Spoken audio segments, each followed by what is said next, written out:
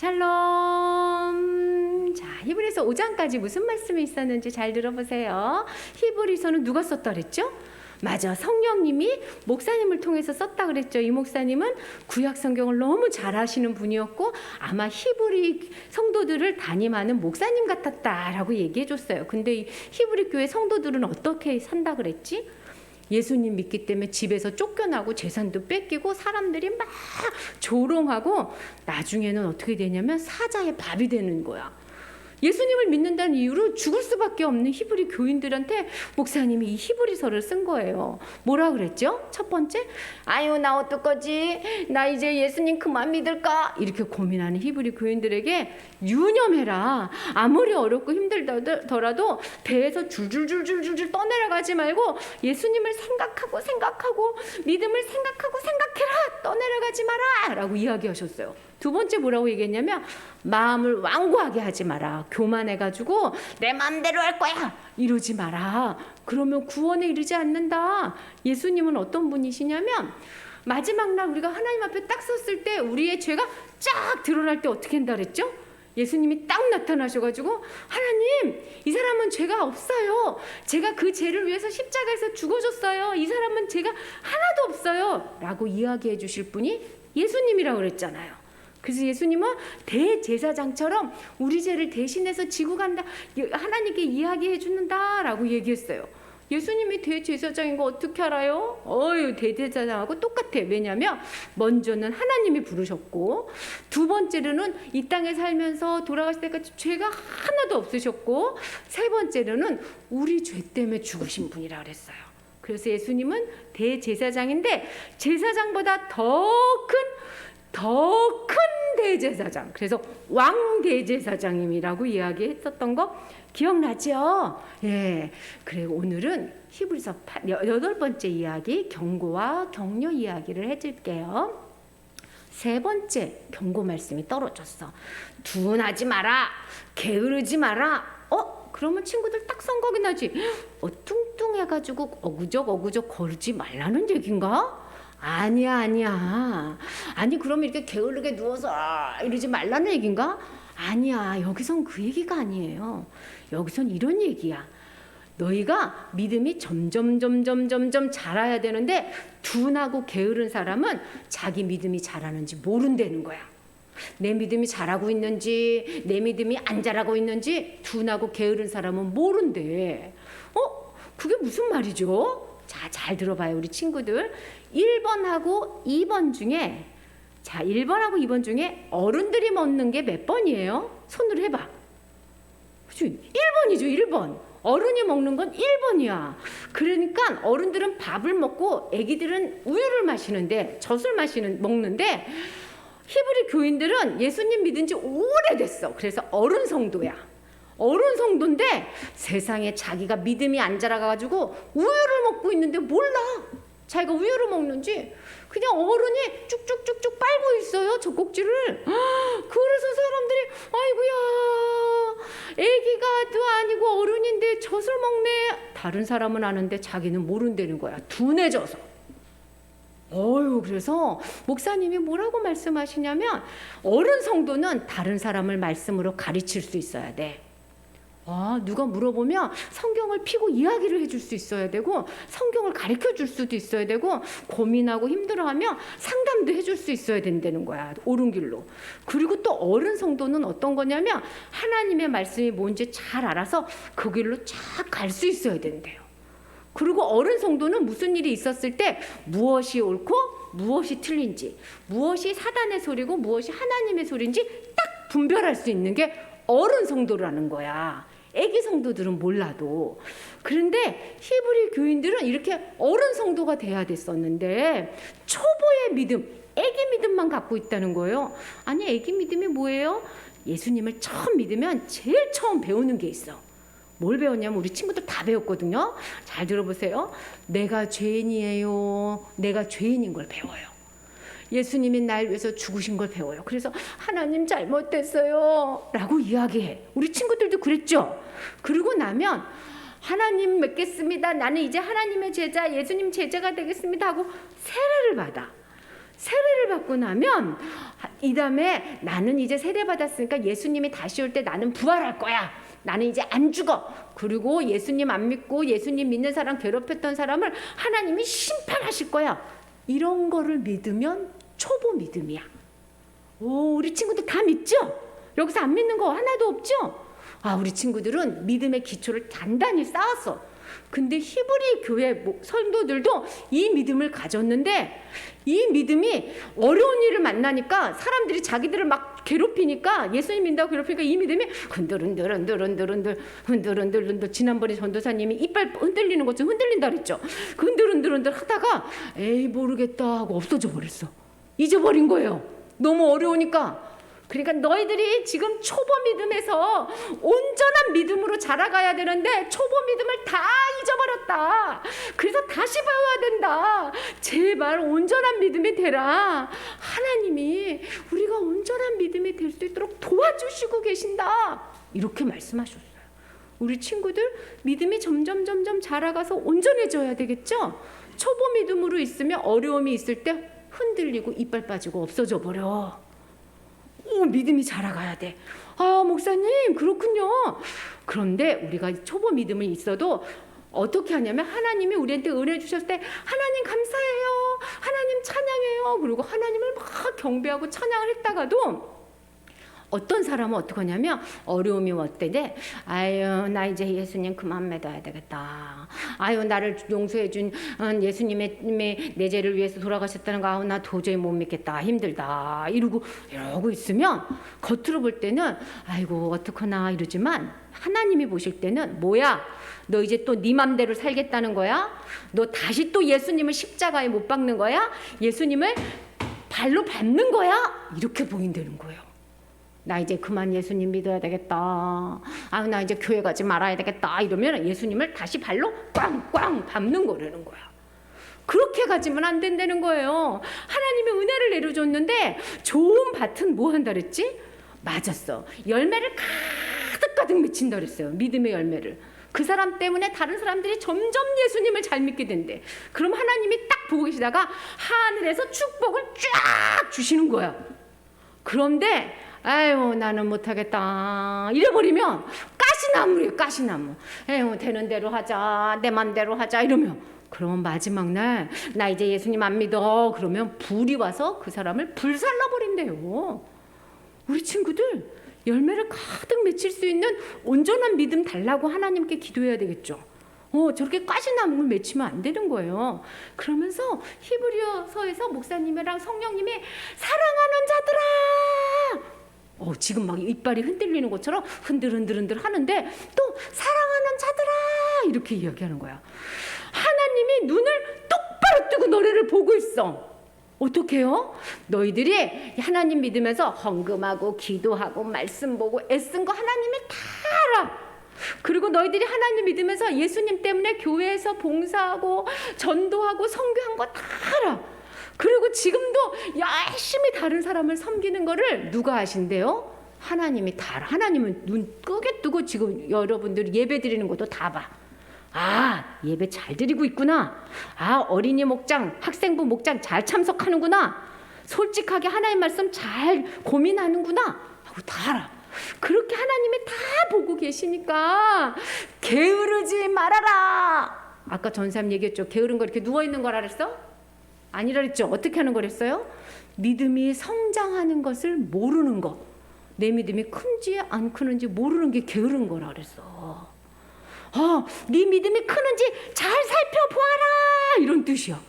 오, 그런 사람은 믿음이 잘 크도록 하나님한테 하나님 도와주세요. 그리고 손을 꽉 잡고 믿음과 소망으로 예수님을 부여잡고 막 있으라는 거예요. 그리고 아무리 어렵고 힘들어서 막 핍박을 해도 끝까지 참으라는 거야. 오래오래 참으래요. 잠깐 참는 게 아니에요. 오래오래 참는 거야. 그래서 하나님 나를 도와주세요 하고 끝까지 참고 게으르지 말고 믿음으로 점점 자라가라 라고 예시는 거예요. 여러분 게으른 믿음은 전사님이 이제부터 설교를 해줄게요. 게으른 믿음은 몇 가지 특징이 있어. 이제 잘 들어봐. 어떤 사람이냐면 하나님에 대해서 알려고 하지 않아. 에이 하나님은 하나님이고 나는 나야. 난 너무 지금 바빠. 말씀도 후다다다다닥 읽어. 기도도 대충 해. 하나님을 진짜로 알려고 하지 않아.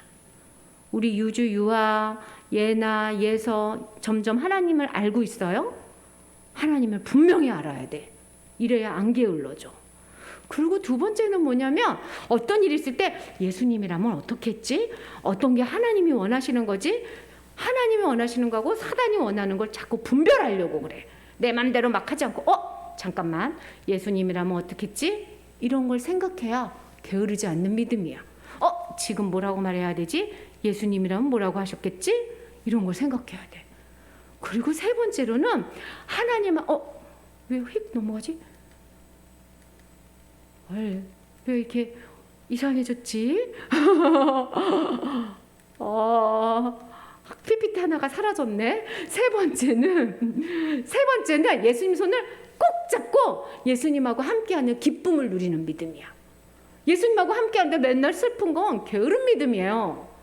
믿음이 안 커서 그래요. 우리 친구들 예수님 때문에 웃어요? 그 믿음은 크는 믿음이야. 예수님이 좋아요? 그럼 그 믿음은 크는 믿음이에요.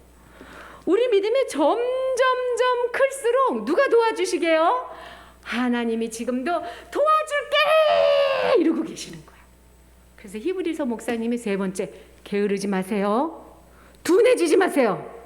게으른 믿음 갖지 마세요. 사랑하는 성도 여러분, 아무리 힘들어도 예수님을 꼭 붙잡고 유념하세요. 지금 성령님이 우리한테도 그렇게 얘기하세요. 얘들아, 믿음이 크는지 안 크는지 잘 살펴봐라.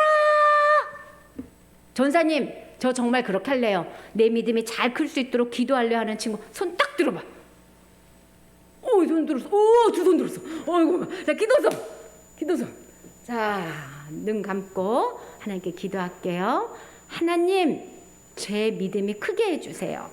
나이가 한 살 한 살 더 많아질수록 키가 크고 생각이 클 때 믿음은 더 많이 크게 해주세요.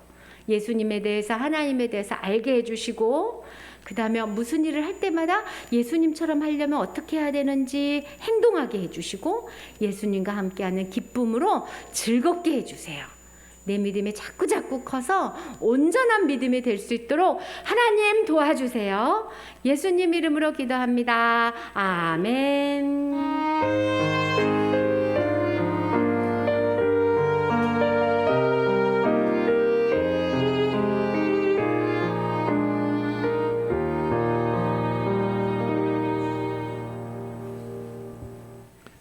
아멘. 감사합니다. 교회 소식 잠깐 전하고 또 말씀 듣도록 하겠습니다.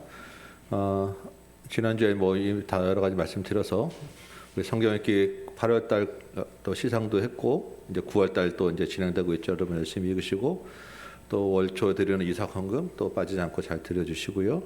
우리 선교사님들 위해서 기도해 주시고, 매일 주중에 화수목 진행되는 성경 읽기 도서관 또 주중 금요 기도회 또 기억하셔서 말씀을 듣는 자리, 기도하는 자리에 열심을 내주시기 바랍니다.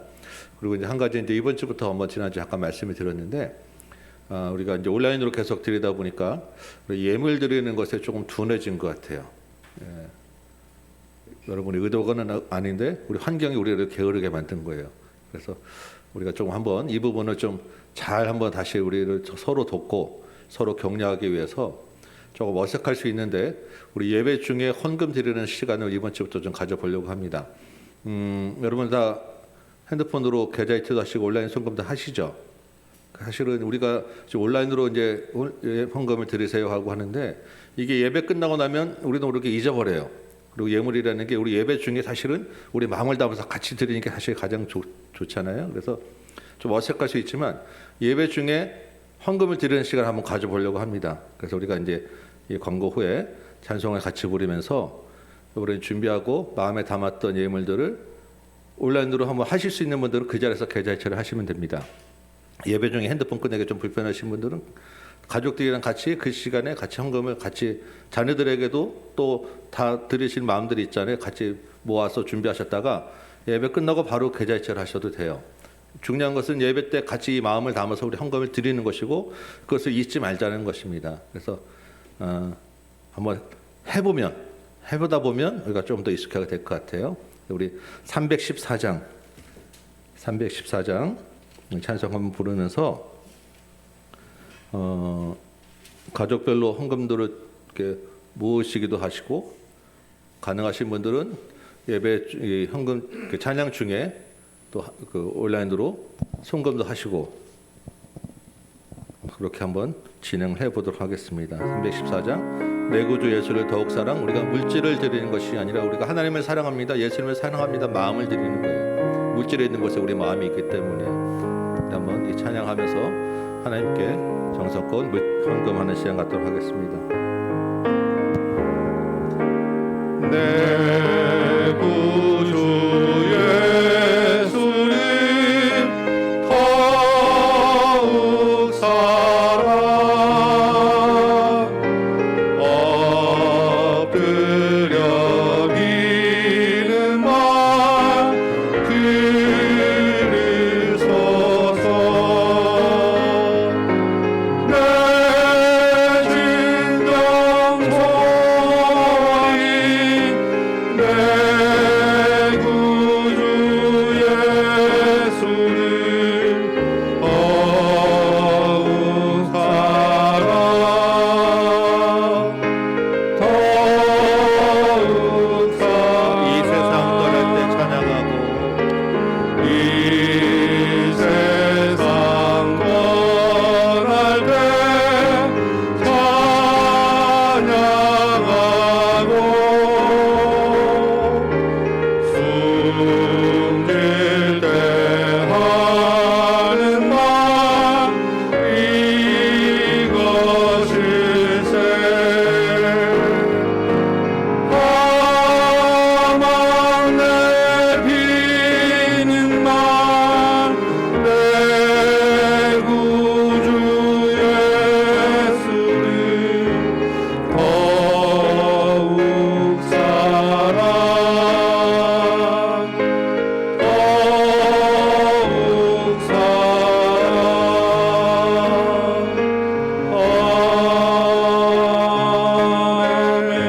아멘. 기도하겠습니다. 아버지 하나님, 주께서 우리를 사랑하셔서 우리의 모든 필요도 아시고 우리의 모든 것을 공급해 주시는 줄 우리가 믿습니다. 이제 우리의 모든 것은 다 주님 것임을 고백하며 주님 앞에 감사하여 예물 드리오니 이 예물 주께서 받으시옵시고 주님 나라를 위하여 또 한 영혼을 구원하는 일을 위하여 하나님의 영광을 위하여 귀하게 사용하여 주옵소서. 우리의 모든 것 주님께 드리는 이 마음 담았사오니 받으시기에 합당한 기뻐 받으시는 예물 삼아 주옵소서. 드린 손길들 그 삶을 주께서 기억하셔서 이 땅에서 또 하늘나라에서도 풍성한 것으로 주께서 채워주시기를 또한 간절히 간구합니다. 그 손길들 부끄럽지 않게 하시고 그 손길 통해서 하나님의 영광을 나타내 주옵소서. 예수님의 이름으로 기도합나이다. 아멘. 네. 자, 이제 암송 한번 해보도록 하겠습니다. 암송. 우리 지난주 암송 말씀 기억하시죠? 잊어버리셨어요? 우리 그 지난주 거는 다른 건 다 잊어버려도 지난주 거는 기억하셨을 것 같은데, 히브리서 6장 2절 말씀이었죠. 3절인가요? 3절. 하나님께서 허락하시면 우리가 이것을 하리라. 하나님께서 허락하시면 우리가 이것을 하리라. 아멘. 네, 이 말씀 가지고 오늘 주신 암송도 조금 어렵지만 하나님께서 허락하시면 우리가 이것을 외울 수 있습니다. 아멘. 네, 7장 25절 한번 읽어보도록 하겠습니다. 시작. 그러므로 자기를 힘입어 하나님께 나아가는 자들을 온전히 구원하실 수 있으니 이는 그가 항상 살아계셔서 그들을 위하여 간구하심이라. 아멘. 네, 자, 한번 믿음으로 외워보시기 바랍니다. 네.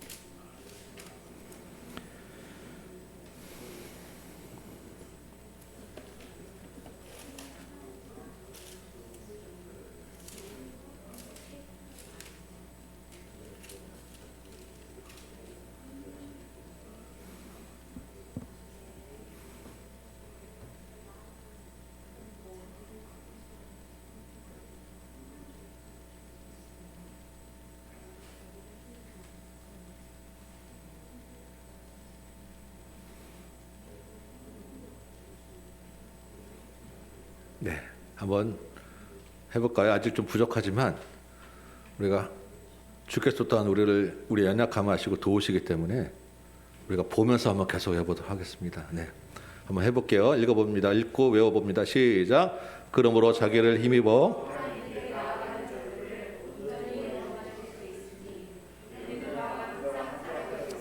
그들을 위하여 간구하십니다. 한 번 더. 그러므로 자기를 힘입어 하나님께 나아가는 자들을 온전히 구원하실 수 있으니 이는 그가 항상 살아 계셔서 그들을 위하여 간구하심이라. 예, 우리 반만 구원하실 수 있으니까지만 한번 해볼까요? 다 하면 힘드니까 반까지만. 시작. 그러므로 자기를 힘입어 하나님께 나아가는 자들을 온전히 구원하실 수 있으니. 네, 좋습니다. 이제 뒤에 거. 이는 그가 시작. 이는 그가 항상 살아계셔서 그들을 위하여 간구하심이라. 자, 붙여서 다시 한번 대시인 대로 안 보다가 어려울 때 한 번씩 잠깐 보는 걸로 하고 한번 해보겠습니다. 시작. 그러므로 자기를 힘입어 하나님께 나아가는 자들을 온전히 구원하실 수 있으니 이는 그가 항상 살아계셔서 그들을 위하여 간구하심이라. 네, 자, 한번 해보도록 합니다. 한번 일어서 보실까요? 하는 데까지 또 좀 어려우면 또 보면서 읽으셔도 괜찮습니다. 네. 한번 2부에서 7장 25절 말씀 한번 해보도록 합니다. 시작. 자기를 힘입어 하나님께 나아가는 자들을 온전히 구원하실 수 있으니 이는 그가 항상 살아 계셔서 그들을 위하여 간구하심이라. 아멘. 네, 이 말씀 붙잡고 또 한 주 살아내시기 바랍니다. 오늘 우리에게 주시는 하나님의 말씀 계속해서 같이 봅니다. 7장 26절부터 28절까지 말씀, 3절 말씀 제가 읽을게요. 이러한 대제사장은 우리에게 합당하니 거룩하고 악이 없고 더러움이 없고 죄인에게서 떠나 계시고 하늘보다 높이 되시니라.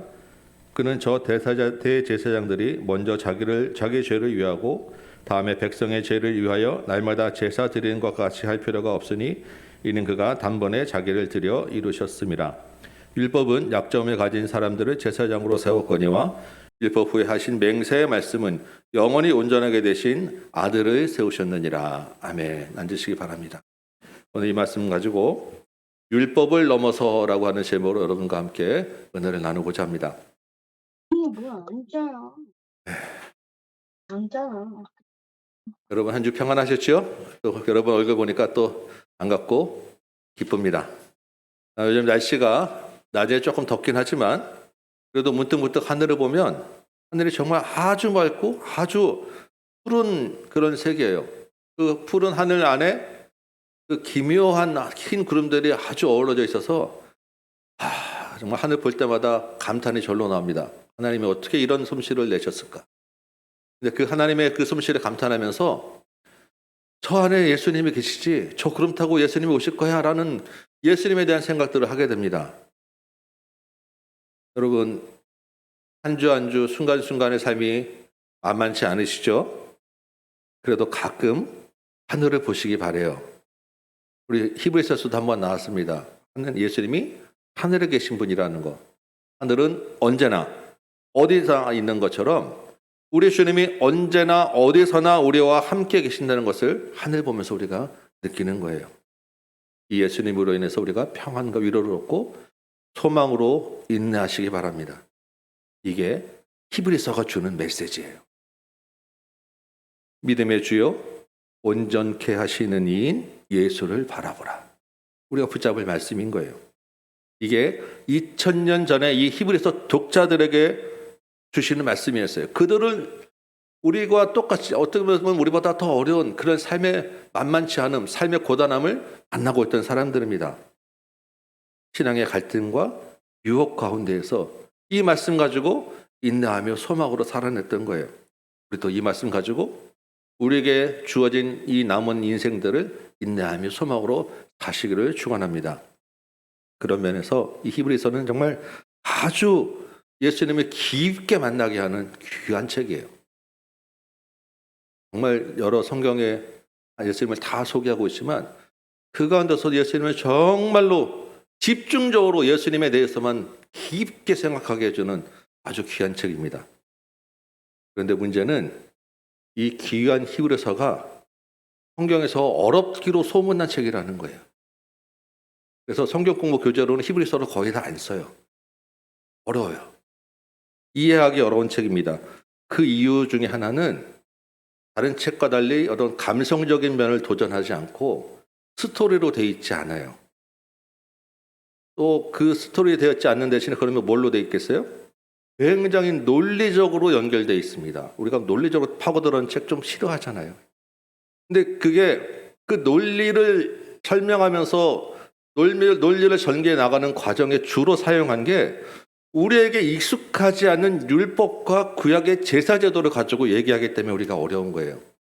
우리가 그냥 일반적인 논리라면 그래도 따라가 보면 한데 우리에게 익숙하지 않은 배경, 율법이라는 것, 구약의 제사 제도를 가지고 집중적으로 설명하다 보니까 우리가 이렇게 쉽게 이해하기 좀 어려운 그런 책이 되었습니다. 히브리서에 그래도 지금까지 했던 앞부분이나 우리가 나중에 보게 될 뒷부분은 좀 익숙한 우리 구절도 있고 그래도 조금 난데 문제는 이제 오늘 보게 될 이 7장부터 이 10장까지 말씀이 히브리서에서 가장 예수님을 깊게 소개하는데 가장 율법적으로 제사제도에 대해서 이야기하는 우리에게 좀 만나기는 어려운 책입니다. 어려운 부분이에요. 그래서 여러분 기억하시죠? 히브리서 이전 시간에 히브리서 저자 목사님이 이 구약 성도들에게도 이야기할 때 너희들에게 설명하기 어렵다라고 말씀을 하셨어요. 그러면서 이어진 얘기가 지난주에 어린아이가 되지 말고 단단한 음식을 먹는 장성한 자가 되어야 되는데 너희가 아직도 어린아이 같아 라고 하셨단 말이에요. 오늘 말씀이 바로 그 단단한 음식이라는 거예요. 장성한 자가 먹는. 그러면서 너희가 이제 마땅히 젖을 떼고 선생이 되어야 되지 않겠니? 라고 하는 것입니다. 6장 1절에서 아까도 나왔지만 그리스도의 도의 초보를 넘어서서 이제는 그 장성한 하나님의 그 말씀을 이해할 수 있는 수준까지 한번 가보자라고 하는데 오늘 이제 우리가 그 문 앞에 지금 닥쳐 있는 거예요. 그래서 아까 얘기했지만 우리 지난주 암송 구절을 우리가 한번 다시 좀 붙잡을 필요가 있어요. 하나님께서 허락하시면 우리가 이것을 하리라. 우리의 이해로 넘어서기 어렵기 때문에. 근데 하나님은 당연히 허락하시죠. 허락하십니다. 그래서 우리가 그 믿음으로 하나님께서 허락하시면 우리가 이것을 알 수 있습니다라고 고백하면서 한번 믿음대로 되는 것을 시험해 보도록 하겠습니다. 아멘. 네. 이해 못하시면 여러분 믿음이 부족한 거예요. 7장 1절 보겠습니다. 7장 1절 보니까 멜기세덱이라고 하는 이름으로 처음 시작을 해요. 그죠? 아까 말씀드렸지만 5장 10절에 예수님이 멜기세덱 계열의 대제사장으로 오셨다라고 하는 데서 이 히브리서의 목사님의 설교가 잠깐 중단되었어요. 멜기세덱에 관하여 너희가 이해하기 어렵다, 듣는 것이 둔하다라고 하시고 잠시 다른 길로 갔단 말이에요. 지난주처럼 어린아이가 되지 마라. 그럼 어린애가 되고 게으르면 이렇게 타락할 위험이 있어. 이런 경고와 격려의 말씀을 주셨단 말이에요. 그리고 다시 이제 본론으로 들어와서 멜기세덱에 대한 설명을 시작하는 것입니다. 여러분 멜기세덱에 대하여 알고 계세요? 이름을 들어보신 분도 있고 그냥 대강 아시는 분도 있고 잘 모르시는 분도 있을 거예요. 이 멜기세덱에 대해서는 구약 성경에 딱 한 번 나와요. 그것도 몇 절 안 되게 잠깐 나오고 한 장면으로 잠깐 나오고 나중에 시편에서 그냥 한 절 다시 그 멜기세덱 이름을 인용하는 절이 딱 한 절이 있어요. 그게 다예요. 근데 오늘 본문 보니까 7장 3절을 보면 이 멜기세덱을 하나님의 아들과 닮았다라고 이야기하고 있는 것입니다. 하나님의 아들은 누구죠? 예수님이죠. 이 멜기세덱이 예수님과 닮았다는 거예요. 우리가 멜기세덱을 알지도 못하는데 어떻게 예수님을 닮았다고 할까 생각될 수 있는데 우리가 이제 그 구약의 문헌들 이 당시 시대의 문헌들을 이렇게 보면 이 당시 성도들은 우리보다는 멜기세덱에 대한 이해가 조금 있었구나 라는 것들은 알 수 있어요. 그러니까 이 사람들은 우리보다는 그래도 조금 더 이해가 아마 됐었을 것 같아요. 한번 성경에서 그래도 멜기세덱이 뭐라고 나오는지 한번 잠깐 찾아보면 창세기 14장을 한번 여러분 찾아보시겠어요? 창세기 14장 17절에서 20절까지 말씀이에요. 창세기 14장 17절에서 20절 읽지는 않고 여러분들 이제 눈으로 보면서 제가 간단하게 그 설명을 드리면 거기에 등장하는 인물은 아브라함입니다. 아브라함이 주변 여러 족속들의 연합군하고 전쟁을 하게 돼요.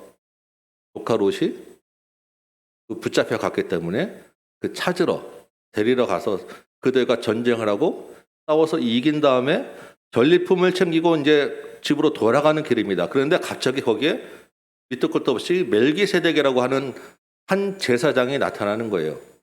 멜기세덱이 나타나서 아브라함에게 떡과 뭐 이런 포도 건본 이런 걸 좀 주고 이 아브라함이 멜기세덱이 어떻게 하죠? 자기 전리품의 10분의 1을 바쳤어요. 그리고 멜기세덱이 아브라함을 축복합니다. 그리고 이제 서로 헤어지고 그걸로 끝인 거예요. 그 외에 멜기세덱에 대해서는 아무 얘기도 없고 이 사람이 어디서 왔는지 누구 아들인지 얘기도 없는 거예요. 그런데 히브리서 목사님이 오늘 다시 히브리서 돌아오면 7장 1절에서 3절에 이 장면을 그대로 가져오면서 이렇게 얘기를 해요. 7장 1절 보니까 멜기세덱은 살렘 왕이면서 지극히 높으신 하나님의 제사장이다라고 이야기를 합니다. 멜기세덱은 왕이면서 제사장이라는 거예요. 우리가 그냥 고대에 보면 보통 부족의 족장이 족장 노릇 하면서 나름의 그 부족 종교의 제사장 역할을 하는 것은 우리가 익숙하게 많이 보는 장면입니다. 아마 여기도 마찬가지였던 것 같아요. 그런데 2절에 보니까 그냥 왕이나 제사장이 아니라 이 멜기세덱을 의의 왕이라고 하고 평강의 왕이라고 이야기하는 거예요.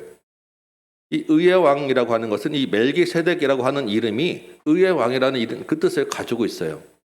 그래서 이 히브리서 목사님이 멜기세덱 하다가 그렇지 의의 왕이야 하고 얘기를 하는 거고 평강의 왕이다라고 하는 것은 이 멜기세덱이 살렘의 왕이었다고 얘기해요.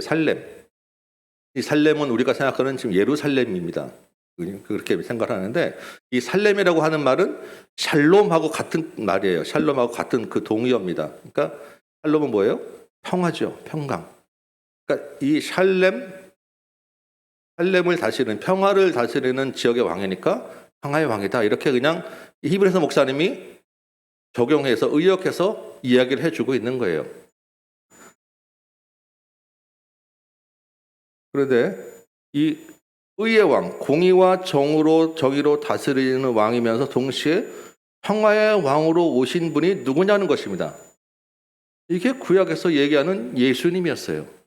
의의 왕, 평강의 왕으로 오실 분이 이사야나 스가랴나 이런 데 예언된 그런 예수님이 바로 의의 왕, 평강의 왕이었고 이게 바로 멜기세덱을 보니까 그런 사람이었다라는 거 이야기를 하는 것입니다. 3절에 보니까요. 이 멜기세덱이 부모도 없고 족보도 없고 시작도 없고 끝도 없다고 합니다. 그러면서 끝이 없으니까 당연히 항상 제사장으로 있다라고 얘기를 해요. 굉장히 신비한 존재 같이 느껴져. 시작도 없고 끝도 없고 족보도 없는 분은 누구예요? 사실 하나님 한 분 아닙니까? 하나님의 신성을 얘기하는 거예요. 근데 멜기세덱이 지금 그런 존재라는 것입니다. 멜기세덱이 하나님이라고 이야기하는 것은 아니고 성경에서 지금 멜기세덱에 대한 족보가 없잖아요. 정보가 없잖아요. 그러니까 구약 이 히브리 그 유대의 그 랍비들은 구약 그 성경에 없으면 없는 걸로 그냥 딱 하는 거예요. 그러니까 그냥 멜기세덱은 시작도 없다. 알 수 없으니까 그냥 없고 이런 신적인 존재로 지금 히브리서 목사님이 가져와서 지금 예수님을 설명하고 있는 것입니다. 그러면 어떻게 돼요? 이 멜기세덱은 왕으로 의의 왕, 평강의 왕으로 온 실존하는 역사적 인물이면서 동시에 하나님의 아들처럼 신비한 신성을 가진 존재라는 거예요. 이게 예수님이라는 것입니다. 예수님이 하나님의 아들로서 하늘에서 내려오셨잖아요.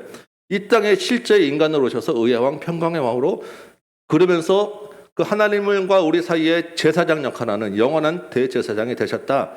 바로 이분이 예수님이야라고 구약 성도, 이 당시 성도들이 이해할 수 있는 멜기세덱이라고 하는 인물을 가져다가 설명해 주고 있는 것입니다. 그래서 멜기세덱이 예수님을 닮았다라고 얘기하는 거예요. 자, 그런데 이 유대인들에게 이 히브리서 독자들도 지금 유대인입니다. 이들에게 제사장이라고 하면 고정관념이 있어요. 레이지파여야 된다는 고정관념이 있는 거예요. 이 레이지파 제사장은 율법이 주어질 때부터 딱 정해진 것이어서 한 번도 바뀐 적이 없고 바뀔 수도 없는 아주 단단하게 결정되어 있는 그런 진리입니다. 이 사람들한테는. 그런데 멜기세덱 제사장을 얘기하면서 예수님이 이 멜기세덱 계열로 오신 분이라고 할 때 예수님은 유다 지파로 오셨고 이 레위 지파 자손이 아니란 말이에요. 히브리서 독자들, 유다인들에게는 이것이 예수님을 믿긴 믿지만 한편으로 찜찜한 의심이 남아있는 거예요. 다 이해가 되지 않고 다 받아들이지 않고. 그런 상황에서 지금 유혹과 압박이 오죠. 유대교로 돌아와라. 제사를 다시 드려야지. 니네가 제사를 안 드리니까 지금 그렇게 어려운 거야. 제사를 드리면 유대교로 돌아오면 너의 어려움 해결될 수 있어. 그러면서 예수 가서 믿으면 되잖아. 여러 가지 유혹과 압박이 있는 것입니다. 이 사람들이 흔들리고 있는 거예요. 그래야 되나? 예수님이 제사장은 아닌 것 같은데 예수님을 믿지만 제사도 필요한 게 아니야? 그래서 4절에서부터 히브리서 목사님이 다시 이 멜기세덱 제사장과 너희가 아는 레위 제사장은 이렇게 다른 거야 라고 비교해주고 있는 것입니다. 유대인들의 조상이 누구예요? 아브라함이죠. 아브라함은 유대인들에게 가장 큰 자예요. 그런데 이 아브라함이 멜기세덱에게 전리품의 10분의 1을 바쳤어요. 그러면 아브라함이 높은 자예요? 멜기세덱이 높은 자예요? 멜기세덱이 높은 자죠. 거기에 그 장군이 보통 가져오면 왕에게 전리품을 바치잖아요. 그 멜기세덱이 높은 자라는 거예요. 멜기세덱이 아브라함을 축복했습니다. 축복은 위에서 아래로 쭉 할 때 축복이 되는 거잖아요. 멜기세덱이 아브라함보다 큰 자라는 거예요. 그런데 이 아브라함과 멜기세덱이 만난 일이 언제 있었냐는 것입니다. 율법이 만들어지기도 전에, 레위는 아직 한참 태어나기도 전에 이 일이 이미 있었다는 거예요. 그러면 레위 지파 제사장들과 멜기세덱 제사장 중에 누가 더 높은 제사장이냐는 것입니다. 당연히 멜기세덱 제사장이 가장 먼저 오리지널 원형이라는 거예요. 이것만 해도 사실은 충분하죠. 그래서 이 멜기세덱 계열로 따라오신 예수님은 레위 제사장보다 훨씬 더 큰, 비교할 수 없는 큰 대제사장이라는 것은 너무나도 명확하게 설명이 되어지는데 유대인들에게는 아직도 이게 좀 부족했던 것 같아요. 그래서 추가적으로 이거보다 더 긴 분량으로 이게 이제 7장 1절부터 10절까지의 말씀인데 11절부터 28절까지 길게 더 설명하는 것은 한 번 더 설명해요. 이 레위 제사장들과 예수님 제사장을 직접 놓고 비교하면서 이렇게 레위 제사장과 예수님은 다른 거야. 그러니까 예수님을 믿고 의지하고 나가야 되라고 한 번 더 설명하는 게 긴 분량입니다. 이걸 내가 성경을 찾아가면서 여러분과 하다 보면 우리가 헷갈려서 우리가 읽지 못해요. 그래서 그냥 제가 쭉쭉 정리하면서 좀 말씀을 드릴 거예요. 11절 보면 이렇게 되어 있습니다. 레위 계통의 제사 직분으로 말미암아 온전함을 얻을 수 있었으면 어찌하여 아론의 반차를 따르지 않고 멜기세덱의 반차를 따르는 다른 한 제사장을 세울 필요가 있겠느냐. 길게 말했는데 요지는 이거예요. 잘 보시면 제사장 직분의 목표가 뭐라고 얘기합니까? 제사장을 왜 세웠어요? 온전하기 위해서. 온전함이라는 게 제사장 직분의 목표였다는 거예요. 그래서 아론 제사장을 세워서 레위 제사장을 세워서 온전하게 하려고 했는데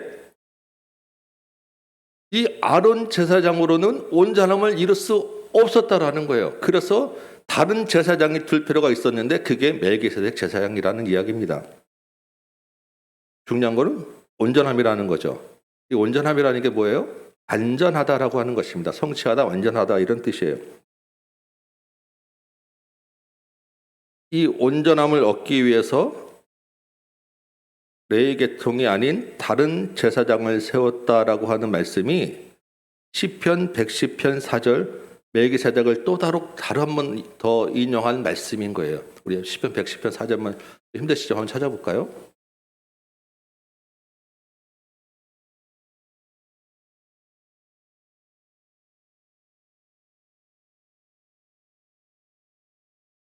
한번 읽어보겠습니다. 시작.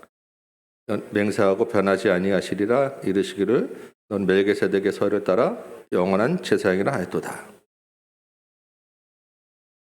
온전함이라고 하는 것은 아무 흠도 없고 아무 문제가 없어야 되는데 레위 제사장으로는 그럴 수 없다는 것이죠. 그래서 이미 구약의 하나님이 멜기세덱의 서열을 따른 제사장을 두겠다라고 계획을 하셨고 정해 놓으셨다라는 거예요. 그 계통을 따라 오신 분이 예수님이라는 것입니다. 그래서 오늘 7장 28절에 보면 제일 마지막 절에 보면 영원히 온전하게 되신 아들을 세우셨다라고 마무리하고 있는 거예요. 이 온전하게 되신 예수님, 온전함을 이루신 분은 하나님의 아들로 오신 예수님, 멜기세덱 길로 오신 예수님이라고 지금 히브리서 목사님이 이야기하고 있는 것입니다. 여러분, 죄와 허물이 많은 우리는 완전함을 이룰 수 없어요. 우리가 완전하지 않죠. 여러분 중에 나는 완전할 수 있다라고 생각하시는 분 안 계시죠? 이 완전하다고 하는 말은 하나님에게만 해당되는 거예요. 하나님의 거룩함이 바로 완전합니다. 거룩하다고 하는 것은 죄가 아무것도 없고 흠이 아무것도 없고 조그만 점 하나도 없다는 것을 이야기하는 거예요. 그런데 그 완전하신 하나님께 우리가 나아가려면 어떻게 돼요? 우리도 완전해져야 된다는 것인데 그게 안 되잖아요. 이 죄 문제를 해결하기 위해서 일시적으로 하나님이 두신 제도가 제사 제도라는 것입니다. 그게 구약 율법이었어요. 이 제사 제도를 통해서 완전하지 못한 인간과 하나님 사이를 연결하는 다리 역할로 하도록 한 게 제사장이었다는 거예요. 그래서 문제는 이 인간 제사장이 자기도 죄가 있기 때문에 제사를 드리기 전에 자기 죄를 위해서 먼저 제사를 드려야 했어요. 그리고 이 대제사장은 인간이기 때문에 수명이 있잖아요. 영원하지 못하고 죽습니다. 그러면 다음 사람이 또 제사장이 돼야 되고, 그러니까 이 대제사장이 여러 명 계속 생기는 거예요. 근데 여러 명 계속 생기는 중에 어떤 사람은 훌륭하신 분도 있지만 어떤 사람은 타락한 사람도 있는 거예요. 그래서 우리가 이 예수님 시대 보면 대제사장들이 타락해서 성전에서 장사하고 자기 이속 챙기는 제사장들이 계속 나오잖아요. 이 대제사장이 한 번 제사를 드렸다고 모든 게 해결됩니까? 안 되죠. 왜 죄를 계속 지니까 사람들이. 그러니까 매일 제사 드려야 되고 수도 없이 제사를 계속 반복해야 되는 불완전한 제사 제도였다는 것입니다. 근데 예수님은 어떤 분이셨어요? 자기가 죄가 없으신 분이시죠.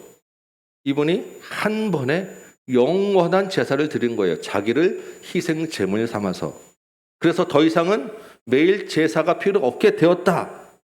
왜? 예수님이 제물로 들으셨다가 부활하심으로 이제 더 이상은 이런 제사를 드릴 필요가 없게 되었다라는 것입니다. 하나님이 이 예수님을 인정해 주시고 이 예수님을 인하여 더 이상은 내가 다른 제사를 하지 않을까라고 굳게 맹세해 주셨다. 그게 구약의 말씀드리라는 것이고요. 22절 보니까 이와 같이 예수는 더 좋은 언약의 보증이 되셨다라고 하는 것입니다. 구약의 제사자보다 더 좋은 언약의 보증으로 예수님을 주셨다라고 이야기하고 있는 거예요. 이 더 좋은 언약이 뭐겠어요? 불완전한 레위 지파의 제사로는 완전한 하나님께 나아갈 수 없지만 우리가 오늘 암송했던 25절 말씀처럼 이 예수를 힘입어 자기를 힘입어서 하나님께 나아가는 자들을 온전하게 구원할 수 있는 길이 열렸다라는 것입니다. 그래서 이 예수가 항상 살아 계셔서 하나님께 나아가는 자들을 위하여 간구하고 있다라는 것입니다. 이게 더 좋은 언약을 우리에게 주셨다라고 하는 말씀인 거예요. 예수를 힘입어서 우리가 하나님께 나아갈 수 있고 예수를 힘입어서 우리도 온전하게 될 수 있게 되었다라는 것입니다. 죄 문제가 해결받고 생명을 얻을 수 있게 되었다라고 하는 게 히브리서 목사님이 쭉 설명하는 이 많은 말씀들인 거예요. 여러분 그동안 알고 있는 내용들이죠. 사실은 이미 많이 배웠고 우리가 모르지는 않는 거예요. 다만 우리가 이것을 익숙하게 우리가 생활권에 가지고 들어왔지 않았기 때문에 우리가 그렇게 크게 고민하지 않았던 문제입니다. 사실은 우리에게는 그렇게 고민되지 않는 상황이지만 이들에게는 굉장히 큰 고민이었던 문제였을 그 차이가 있을 뿐이에요. 한 가지는 우리가 고민되지 않는 만큼 우리에게 그만큼 절실하지도 않아서 이런 이야기를 들어도 우리에게 감동이 없었을 뿐입니다. 정말로 성경의 가장 핵심 메시지임에도 불구하고 이 말을 들어도 우리가 크게 반응하지도 않았고 그렇구나라고 당연한 것처럼 그러려니 하고 넘겨왔던 문제들을 히브리서 목사님이 장황하게 논리적으로 깊게 이야기하면서 우리가 다시 한번 생각해 보게 되었다는 것입니다. 이게 중요한 거예요.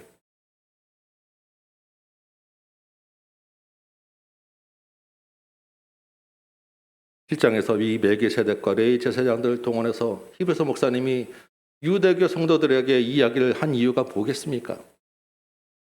이 성도들이 아직도 구약과 율법에 익숙한 유대인이기 때문 아니겠어요? 그들이 예수를 믿긴 했지만 그들의 머리와 삶의 뿌리는 아직 유대교에서 완전히 벗어나지 못했기 때문 아니겠습니까? 그러니까 유대교에 박해가 왔을 때, 유혹이 왔을 때 그들이 믿는 예수님은 구약에서 예언된 메시아가 아닐 수도 있구나, 흔들릴 수밖에 없었던 건 아니겠습니까? 우리에게도 마찬가지라는, 이 말씀을 하면서 사실은 히브리서 목사님이 멜기세덱 이야기라고 레위 제사장을 강조하지만 정말로 예수님에 대해서 핵심적으로 이야기하는 그 포인트는 여기에 있어요. 예수님은 의와 평강에 오신 분이고 예수님은 온전함을 이루신 분이다라는, 이게 우리도 받아야 될 메시지고 우리도 생각해야 될 그런 문제입니다. 의와 평강의 왕, 온전함을 이루신. 여러분, 의라고 하는 것은 공의입니다. 공의와 정의죠. 공의와 정의를 내세우면 반드시 뭐가 따라요? 거기에 대한 책임이 따르게 됩니다. 의를 지키면, 공의를 행하게 되면 거기에 대한 그냥 이제 문제가 없는데, 이 의의 기준에 미치지 못하게 되면, 책임을 지지 못하면 처벌이 따르고 심판이 따르게 돼 있어요. 이게 의와 공의에 대한 이야기예요. 의를 기준으로 하면. 이 유대인들이 율법을 의로 삼았어요. 예수님 오시기 전까지. 유대교 성도들도 지금 마찬가지예요. 율법이라고 하는 의를 가지고는 근데 사실은 평화를 갈 수가 없어요. 이 의를 지나서 넘어서야 평화가 올 수 있는 건데, 이 의를 가지고 있으면, 이 처벌과 심판을 생각하게 되면 그 율법이라고 하는 그 의의 기준은 항상 뭐를 우리가 생각해 따라가게 되면 두려움이라고 하는 것을 가지고 가게 돼요. 율법을 지키지 못하면 어떻게 되지? 내가 이것을 하지 못했기 때문에 내가 벌해받으면 어떻게 되지? 지금 히브리서 독자들이 똑같은 그런 두려움을 가지고 있는 거예요. 아, 내가 구약의 제사 그 율법을 지키지 않았기 때문에, 의를 지키지 않았기 때문에 나에게 이런 박해가 오는 게 아니야? 두려움에 쌓이면 평화가 주는 기쁨을 맛볼 수 없게 되는 것입니다. 혹시 여러분 중에도 이럴 수 있어요. 내가 주일 빼먹고 한 주 어디 딴 데 갔는데, 놀러 갔는데 이게 뭐 안 좋은 일이 생긴 거 아니야? 다리 부러지면 내가 그때 산에 갔기 때문에, 등산 갔기 때문에 그런 거 아니야? 물질에 어려움이 오면 내가 11조 생활 제대로 안 해서 그런 거 아니야? 우리가 권면할 때도 어려움이 닥친 성도들에 가서 봐, 새벽기도 열심히 하려니까 왜 새벽기도 안 해가지고 철회기도 지금에도 해야 돼, 작정기도 해, 이런 얘기들 할 수 있는 거예요. 이게 지금 우리가 의라는, 율법이라는 것을 갖다 대고 두려움으로 몰아가고 있는 것입니다. 기도와 헌금을 하지 말라는 게 아니라 두려움에 끌려가는, 율법에 따라 끌려가는 생활은 온전한 신앙이 아니라는 거예요. 이게 히브리서 독자들이 가지고 있던 아직도 어린 신앙의 수준이었다는 것입니다. 히브리서 독자들이 이 선에서, 율법과 평화의 선에서 아직 넘어가지 못하고 맴돌고 있었다는 것입니다. 그들에게 익숙한 제사를 통해서 두려움을 해결하고 그 당시 다수였던 유대교 그룹에 들어가서 자기들의 안전을 도모할 수 있었다라고 유혹되고 생각되었고 흔들렸던 것입니다. 그래서 영적 성장을 이루라고, 게으르지 말라고 하면서 믿음의 도의 초보로 이제 넘어서야 된다고 얘기하고 있는 거예요. 예수님이 자기 백성을 돌보시는 분이고 예수님이 힘 주시는 분이라는 것을 확인시켜주고 확증시켜줄 필요가 있었다는 것입니다. 율법이라고 하는 것은요, 하나님이 율법을 주신 이유는 딱 한 가지예요. 그걸 가지고 두려움으로 살라는 게 아니라 율법의 한계를 보고 율법을 넘어설 평화로 넘어설 메시아를 기다리게 하고 바라보게 하기 위해서 사실 율법을 주신 거예요. 우리도 마찬가지입니다. 예수님을 바라보기 하기 위해서 우리에게 성경을 주시고 우리의 모든 그 삶의 지침들이 필요한 것이지, 우리를 거기에 눌러있게 하고 얽매여 살게 하라고, 거기에 빠져서 두려움에 있으라고 주신 게 아니라는 것입니다. 그런데 지금 히브리서 독자들이 그 선에서 있었다는 거예요. 그래서 25절 우리가 암송된 말씀을 계속 반복하지만 자기를 힘입어 하나님께 나아가게 하고 자기에게 나오는 자들을 위하여 계속 간구하는 예수님이 필요했던 거예요. 이제는 예수님 안에서 두려움 대신에 기쁨으로 살려고, 예수님 안에서 두려움을 넘어서 평화의 왕으로 오신 예수님을 따라 살고, 그래서 의와 평강을 다 충족시키는 예수님 안에서 하나님께 나아가는 온전함을 입으라고 지금 얘기하고 있는 것입니다. 여러분, 히브리서 독자들만큼이나 우리도 유혹과 압박이 있지 않으세요?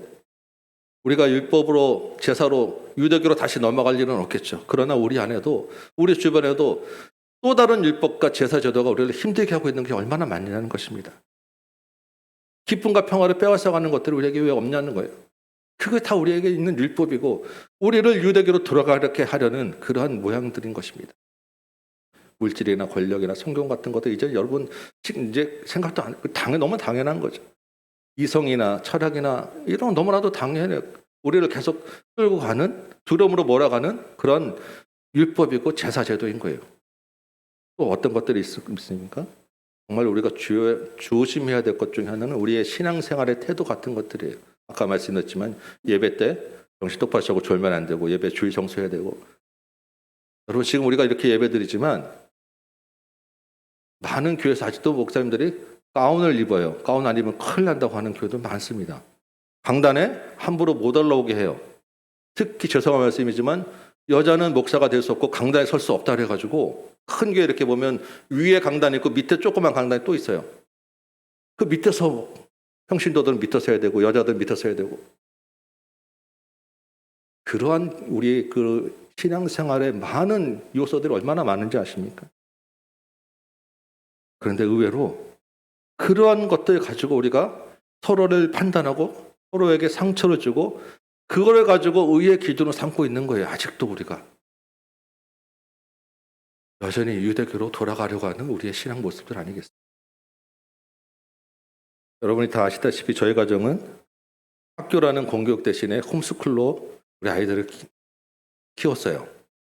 여러 가지 이유들이 있지만 주된 이유는 그래도 신앙으로 한번 우리 아이들을 하나님 사랑하는 아이로 한번 키워보자, 성경대로 한번 키워보자라는 그런 가치관을 한번 우리 가지고 가정에서 하나님의 자녀를 한번 세워보자라고 하는 그런 비전을 품었었어요. 그래서 부모를 통해서 하나님 보게 하려고 굉장히 저희도 많은 애를 썼습니다. 우리가 그 홈스쿨을 하면서 그 배웠던 중요한 가치가 그거였어요. 부모님 통해서, 살아있는 부모를 통해서 하나님을 보게 하라. 물론 우리 생활이 얼마나 힘들었겠어요. 안 되는데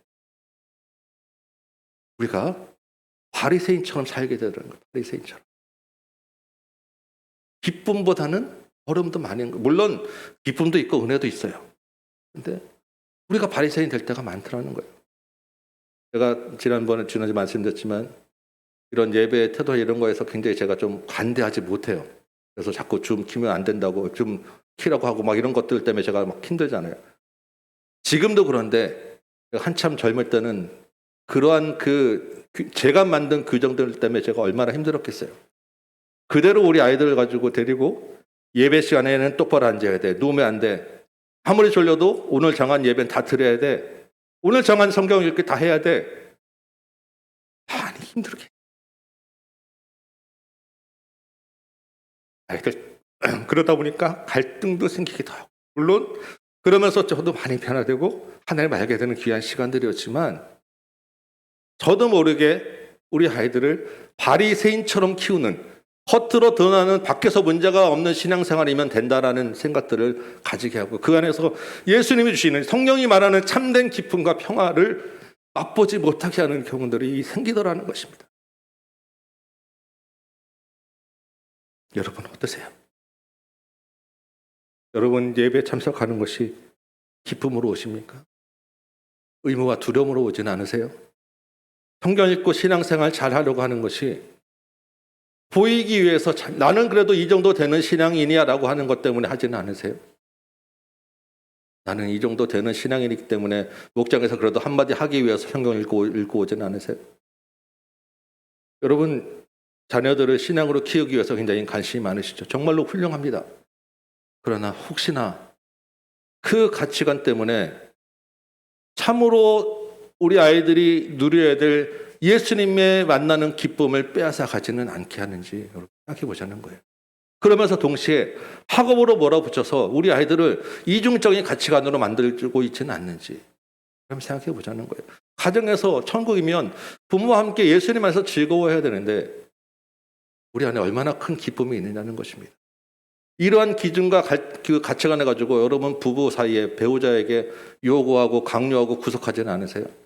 이런 기준과 우리의 내가 가지고 있는 종교관을 가지고 교회 내에서 공동체 안에서 다른 성도들을 비판하고 판단하고 혹시 그래야 된다고 그들에게 강요하고 있지는 않으세요? 말과 머리는 예수님이 주인이고 공급자인데 실제 마음은 내가 세운 기준과 가치관으로 내가 가지고 있는 율법으로 내가 가지고 있는 제사 제도라는 것으로 하나님께 나아가는 것들을 막고 있지는 않냐는 것입니다. 물질에 대한 것들도 똑같아요. 우리가 헌금을 드렸지만 물질의 주인은 예수님이라고 우리가 말은 하지만 실제 우리 삶에서 얼마나 예수님을 주인으로 모시고 공급자로 생각하며 살고 있느냐는 것이죠. 이성과 합리와 세상에 말하는 기본적인 수준 이 정도는 돼야 되라고 하는 것들 때문에 내가 조금 많은 거 안 바래 나 집 한 채 있으면 돼라고 하는 것 때문에 우리가 얼마나 물질을 우리보다 앞에 예수님보다 앞에 두고 살고 있느냐는 것입니다. 이런저런 방법들을 다 동원해서 내가 뭐 어떻게 해보려고 애쓰고 아니면 아예 그냥 게으르게 아무 생각 없이 살고 있는 모습들이 히브리서 목사님이 우리에게 지적하는 둔하지 말라고 하는 말씀하고 연결되지 않느냐는 것이죠. 성경은 분명히 예수님이 의의 왕으로 오셨고 평강의 왕이라고 오셔서 우리가 생각하는 의의 기준들을 다 없애버리시고 다 충족시켜 주셨는데 그래서 예수님 안에서 평강과 기쁨과 평안을 누리라고 하셨는데 그래서 하나님께 나아가는 온전함을 이루라고 하셨는데 아직도 내가 내 기준으로 예수님보다는 두려움으로 살고 있지는 않느냐는 것입니다. 이게 히브리서 7장을 통해서 구약의 멜기세덱과 레위 제사장이라고 하는 제도를 가지고 장황하게 이해하는 히브리서 목사님이 진짜 하고 싶은 이야기고 메시지며 이 말씀을 가지고 이 현대를 살아가는 우리에게 주는 하나님의 말씀 아니겠습니까? 살아있는 말씀을 가지고 우리가 한번 기뻐해보고 이 율법의 선을 넘어보자는 거예요. 이 두려움을 넘어보자는 거예요. 평화와 기쁨으로 다가보자는 거예요. 정말로 하나님이 말씀하시는 온전함에 한번 가보자는 것입니다. 어떻게 해요? 하나님께서 허락하시면 우리가 이것을 하리라. 허락하세요. 예수를 힘입어서 자기를 힘입어서 하나님께 나오는 자들을 구원하신다고 오늘 7장 25절 말씀하고 있잖아요. 예수를 힘입어 나아가자는 것입니다. 이게 오늘 18장에 보면 더 좋은 소망이라고 이야기를 하고요. 22절에서는 더 좋은 언약의 보정이라고 더 좋은 소망, 더 좋은 언약이라고 우리에게 말씀하는 거예요. 이 예수로 소망 삼으시기 바랍니다. 여러분, 우리 예수님은요, 우리가 알고 있는 것보다 훨씬 더 좋으신 분이에요. 훨씬 더 크신 분이고 훨씬 더 넓으신 분입니다. 성경이 사실 그 얘기를 하고 있는데 우리가 너무 좁혀서 이렇게만 빼쪽하게 바라보고 있었던 거예요. 내 힘으로는 이 예수님이 말씀하시는 온전함에 이루고 갈 수 없어요. 내가 아무리 노력해봐야 잠깐의 기쁨은 얻을 수 있지만 잠깐 내가 해냈다라고 하는 성취감 잠깐 1초 그 다음부터는 그것을 유지하기 위한 고단만 있을 뿐이에요. 주께서 주시는 의로 힘입어서 평화로 나가는 저와 여러분 되시기 바라요. 하나님의 아들이 의와 평강의 왕으로 영원한 대제사장으로 오셨습니다. 이 대제사장은 우리의 연약함을 아시는 분이고 우리를 도우시는 분이에요. 항상 살아계셔서 우리를 위하여 간구하시는 분입니다. 이 예수를 굳게 믿고 의지하시기 바라요. 이 예수를 힘입어 나가시기 바라요.